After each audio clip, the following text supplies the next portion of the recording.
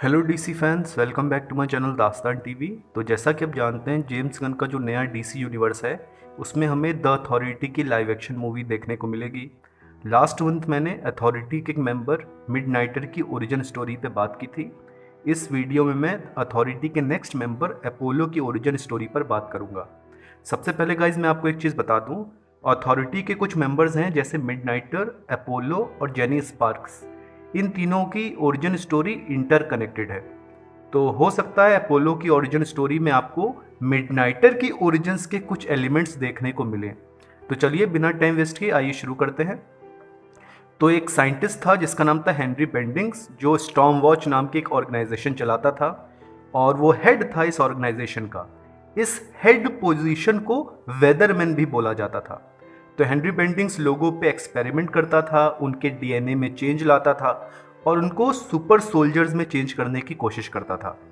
कई बार तो वो फोर्सफुली लोगों को किडनैप करके उन पे एक्सपेरिमेंट करता था, या कोई ऑर्फन यानी अनाथ बच्चों पे एक्सपेरिमेंट वो किया करता था। लेकिन जो हमारा अपोलो था, जिसका रियल नेम एंड्रयू पुलेस्की था, ये एक फॉर्मर सोल्जर था। तो इसने खुद अपने आप को वॉलेंटियर किया था इस एक्सपेरिमेंट के लिए। तो हेनरी बेंडिंग्स एंड्रयू पुलेस्की पे एक्सपेरिमेंट करता है, उसके डीएनए में चेंज लेके आता है, उसका ब्रेन वॉश करता है और उसे सनलाइट के थ्रू पावर्स देने की कोशिश करता है। और हमारा जो एंड्रयू पुलेस्की है वो चेंज हो जाता है अपोलो में। उसके पास सुपरमैन लाइक पावर्स होती हैं, यानी सुपर स्ट्रेंथ, वो उड़ सकता है और सनलाइट के थ्रू वो पावर को गेन कर सकता है। अब हेनरी बेंडिंग्स इन सब सुपर सोल्जर्स की एक टीम बनाता है और उन्हें फर्स्ट मिशन पे भेजता है। इस मिशन को लीड कर रहा होता है अपोलो, यानी वो इस टीम का कैप्टन होता है।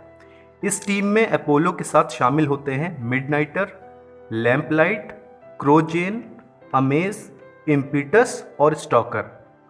और इन लोगों का पहला जो बैटल होता है, पहला जो मिशन होता है, वो होता है जीनोमॉर्फ एलियंस के साथ। और जैसा कि मैंने मिडनाइटर की ओरिजिन स्टोरी में आपको बताया था, ये फर्स्ट मिशन पूरे तरीके से एक डिजास्टर होता है।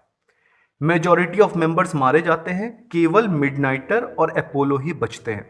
और अपोलो का तो पूरे तरीके से मेंटल ब्रेकडाउन हो जाता है। मिडनाइटर किसी तरीके से अपोलो को बचा के वहां से निकल पड़ता है। और ये लोग जब हेनरी बेंडिंग्स से मदद मांगते हैं कि हम लोगों को यहाँ से निकालो, तो हेनरी बेंडिंग्स उनकी मदद करने से मना कर देता है। क्योंकि हेनरी बेंडिंग्स से कहता है कि अगर मैं तुम्हारे जैसे सुपर सोल्जर्स बना सकता हूँ तो इसका मतलब 100 और सुपर सोल्जर्स में बना सकता हूँ, तो तुम लोगों को मैं क्यों बचाऊं। यानी हेनरी बेंडिंग्स मिडनाइटर, अपोलो और बाकी टीम मेंबर्स को धोखा दे देता है। अपोलो और मिडनाइटर वहां से निकल जाते हैं अपनी जान बचा के, लेकिन इनको पता होता है कि अगर हेनरी बेंडिंग्स को पता चला कि ये दोनों जिंदा हैं तो हेनरी बेंडिंग्स इन लोगों को मरवाने की कोशिश कर सकता है। तो अपोलो और मिडनाइटर लो प्रोफाइल बना के स्ट्रीट लेवल पे क्राइम से लड़ते हैं। अच्छा, 5 साल तक ये लोग छुपे रहते हैं और इन्हीं 5 सालों में जो स्टॉर्म वॉच ऑर्गेनाइजेशन होती है, यहाँ पे तख्ता पलट हो जाता है। यानी जेनी स्पार्क्स, जो खुद एक गवर्नमेंट एजेंट होती है, और जैक्सन किंग, ये लोग हेनरी बेंडिंग्स को पोस्ट से हटा के उसको अरेस्ट कर लेते हैं, क्योंकि उन्हें पता चलता है हेनरी बेंडिंग्स अपने फायदे के लिए फोर्सफुली लोगों पर एक्सपेरिमेंट कर रहा है। अब जब तख्ता पलट हो जाता है तो जेनी स्पार्क्स को कुछ डॉक्यूमेंट से ये पता चलता है कि जो पहले मिशन पे टीम भेजी गई थी उसके सारे मेंबर्स मारे गए थे, लेकिन अपोलो और मिडनाइटर नाम के 2 एजेंट्स अभी भी जिंदा हैं। जेनी स्पार्क्स इन दोनों को ट्रैक डाउन करेगी और इनसे कहेगी कि अब वो इनकी टीम ज्वाइन कर ले, यानी जेनी स्पार्क्स की टीम ज्वाइन कर ले, क्योंकि जो पुराना वेदरमैन, जो इविल वेदरमैन था, वो जा चुका है और अब जेनी स्पार्क्स की टीम पब्लिक की मदद करती है, यानी अच्छे काम करती है। शुरू में तो मिडनाइटर और अपोलो को जेनी स्पार्क्स और जैक्सन किंग पे यकीन नहीं होता है, लेकिन धीरे धीरे इन लोगों का कॉन्फिडेंस आ जाता है जेनी स्पार्क्स और जैक्सन किंग पे। तो आगे जाके जैक्सन किंग मिडनाइटर और अपोलो को नई आइडेंटिटीज देता है और आगे जाके हमें मिडनाइटर और अपोलो के बीच में सेम जेंडर लव दिखाया जाता है। ये तो बात हुई तब की जब अपोलो मिडनाइटर डीसी कॉमिक्स का हिस्सा नहीं थे, लेकिन फ्लैश पॉइंट के इवेंट के बाद ये अथॉरिटी के कैरेक्टर्स को डीसी कॉमिक्स में भी ज्वाइन कर लिया गया। डीसी कॉमिक्स की ओरिजिन्स काफ़ी ज़्यादा सिंपल है। हमारा अपोलो का जो कैरेक्टर है, इसको पावर्स कैसे मिली ये क्लियरली नहीं बताया गया, लेकिन हमें ये ज़रूर दिखाया गया कि इसके पास ऑलरेडी कुछ सुपर पावर्स थी जो सनलाइट से जनरेट होती थी। अपोलो हालांकि कोई अपने आप को सुपर हीरो नहीं मानता था, लेकिन फिर भी वो लोगों की मदद करने से पीछे नहीं हट पाता था। और कई बार उसको इंटरनेट पे या सीसीटीवी फुटेज के थ्रू लोगों ने ट्रैक किया है कि हाँ, कोई ऐसा सुपर हीरो है दुनिया में जो लोगों की मदद करता है लेकिन छुप छुप के रहता है। तो जो पब्लिक होती है वही इसको एक नाम देती है अपोलो का, क्योंकि इसका फेशियल स्ट्रक्चर और इसकी जो पूरी बॉडी होती है वो अपोलो गॉड से काफ़ी ज़्यादा मिलती होती है। तो ओवरऑल देखा जाए तो यही ओरिजिन स्टोरी है हमारे अपोलो के कैरेक्टर की। एक और चीज़ गाइस, एक जो सवाल हमेशा नेट पे चलता रहता है, खास करके अब बहुत ज़्यादा पूछा जा रहा है कि अपोलो ज़्यादा पावरफुल है कि सुपरमैन ज़्यादा पावरफुल है।